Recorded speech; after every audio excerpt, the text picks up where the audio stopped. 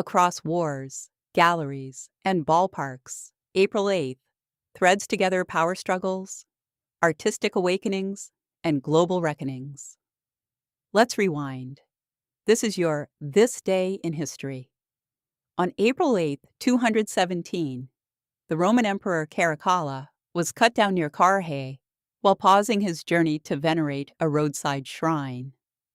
Praetorian conspirators loyal to Prefect Macrinus moved with clinical efficiency, turning a pilgrimage into a coup on the empire's eastern flank. Legionaries posted along the Parthian frontier sensed power draining from their standards as word of the assassination rippled through the tents. In Antioch, Julia Domna received the shocking dispatch, her political web collapsing as officers weighed loyalty against survival. Macrinus promised overdue pay and peace with Parthia, courting weary commanders who longed for stability more than dynastic purity. The murder foretold Rome's 3rd century storms, when emperors rose and fell as quickly as rumors on the desert wind. On April 8, 1364, King Casimir III the Great affixed his seal to the charter, founding the Krakow Studium Generale. Scribes hurried to copy the royal privilege, announcing to Europe that Poland would host a full university of law, medicine, and astronomy. Envoys galloped toward Prague, Paris, and Bologna, recruiting masters whose reputations would legitimize the new school. City guilds prepared lodging and lecture halls, betting that scholars would bring silver, status, and ideas with each arriving caravan. Within decades, classrooms echoed with debates on canon law and the motions of the heavens, nurturing traditions that would later shape Copernicus. 7 centuries on, the Jagiellonian University still ties Krakow to the wider intellectual world envisioned in Casimir's charter. On April 8, 1820, farmer Yorgos Kentrotas pried marble fragments from a terraced hillside on the island of Milos. French sailors stationed nearby helped fit the fragments together, recognizing the poise of a Hellenistic masterpiece. Scholars immediately debated the goddess's missing arms and era, arguing whether the serene face belonged to the late classical or Alexandrian schools. A naval transport bore the statue toward France as local authorities negotiated compensation and pride. At the Louvre, curators unveiled the Venus de Milo as proof that post-revolution France could still command the language of classical beauty. Every modern visitor walking the marble floors of the Louvre encounters that same discovery still poised above the Aegean dust of 1820. On April 8, 1864, the United States Senate approved the 13th Amendment, abolishing slavery. Clerks recorded a 38-6 tally, a razor margin that reflected months of lobbying, battlefield news, and moral urgency. Telegraphs crackled toward Boston, Philadelphia, and the contraband camps, carrying word that the upper chamber had finally outlawed human bondage. In makeshift schools and praise houses, newly freed families gathered to hear the headline read aloud, weighing hope against the war still raging. Lincoln and his cabinet studied the numbers, plotting how to shepherd the amendment through a reluctant House before the year closed.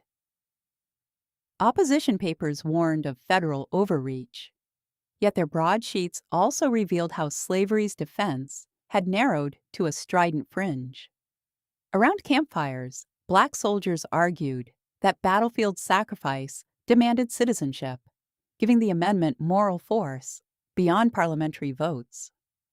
The Senate vote set the nation on a path to ratification that December, and future generations would march under its promise of freedom.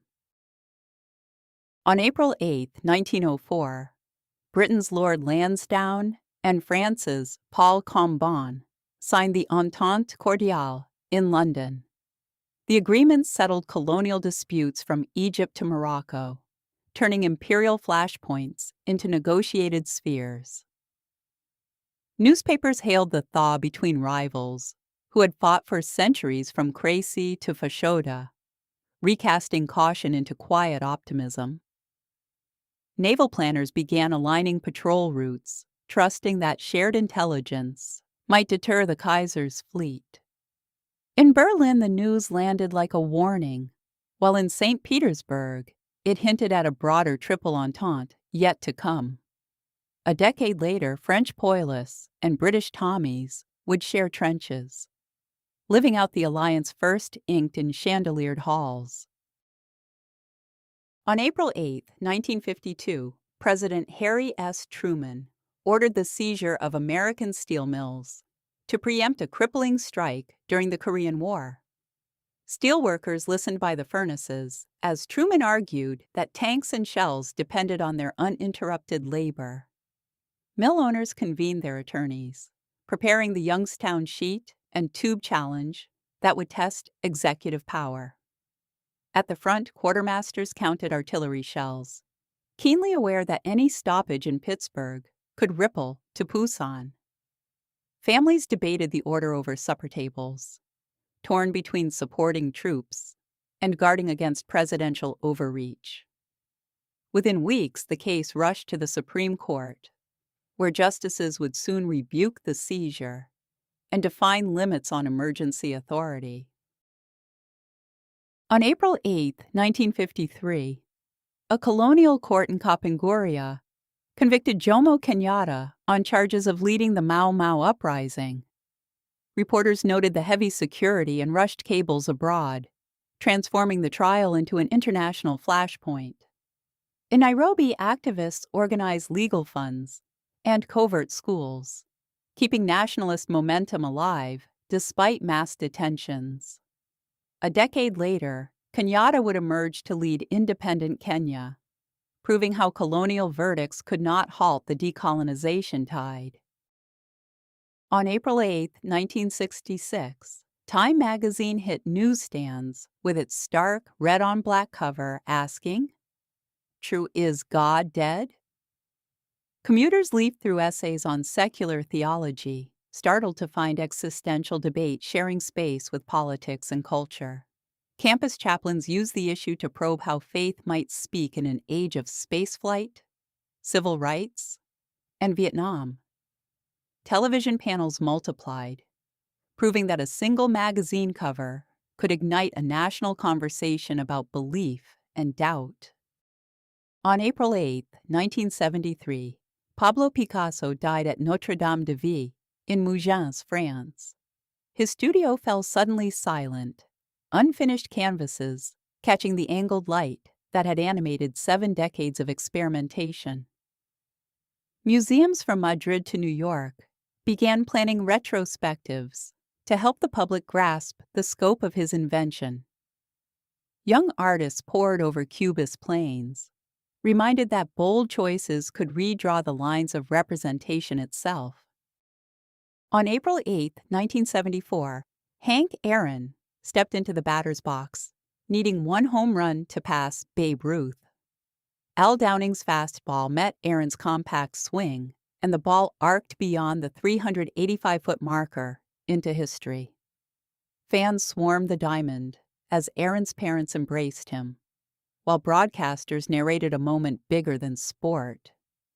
His 715th homer answered years of racist threats with poise, cementing a legacy of excellence under pressure.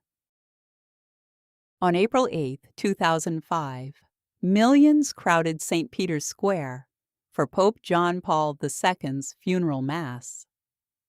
Presidents, monarchs, and prime ministers lined the basilica steps, their presence signaling the pontiff's geopolitical reach. Television control rooms juggled satellite feeds as millions prayed in synchrony from Krakow to Manila. Cardinals processed beneath Bernini's columns, already weighing the conclave that would choose the next shepherd. Empires, classrooms, studios, and sanctuaries all left their mark on April 8th, reminding us how one date binds distant lives. Until tomorrow, this was This Day in History.